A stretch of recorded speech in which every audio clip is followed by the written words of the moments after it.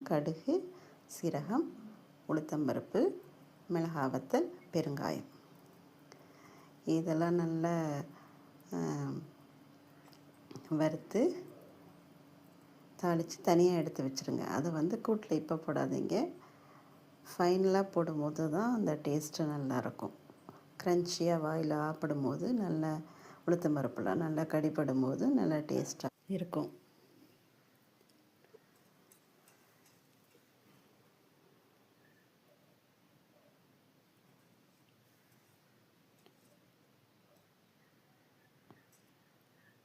கூட்டுக்கு வறுத்து அரைச்சி விடுறது அப்படின்ற ஒரு விஷயத்தில் ஒரு ஒரு கூட்டுக்கு ஒரு மாதிரி வறுத்து விடலாம். அப்போ தான் அந்த டேஸ்ட்டு ஒரு காய்க்கும் மாறுபட்டு தெரியும் நமக்கு.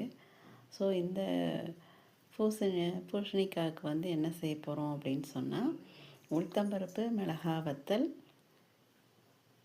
வறுத்து எடுத்துட்டு அதோட சீரகம், தேங்காய் வச்சு அரைச்சி விட போகிறோம். நல்லா உளுத்தம்பருப்பு ஒரு கை போட்டிருக்கேன். அதோட 4 மிளகா போட்டுக்கலாம். மிளகா வற்றல் போட்டுக்கலாம். நான் இதுக்கு மிளகு வைக்கலை. சில பேர் மிளகு வைப்பாங்க.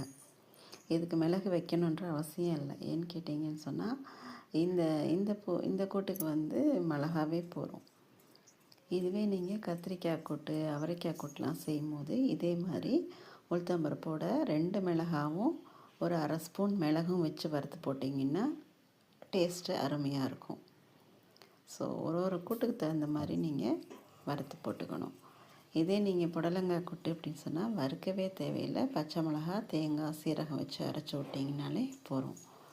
ஸோ ஒவ்வொன்றுத்துக்கும் ஒவ்வொரு மாதிரி கொஞ்சம் ஏதாவது ஒரு விஷயம் குறைச்சி செய்யும்போது தான் அந்த வித்தியாசமாக இருக்கும். இல்லாட்டி எல்லா கூட்டும் ஒரே மாதிரி இருக்கும், போர் அடிக்கும், யாரும் சாப்பிட மாட்டாங்க.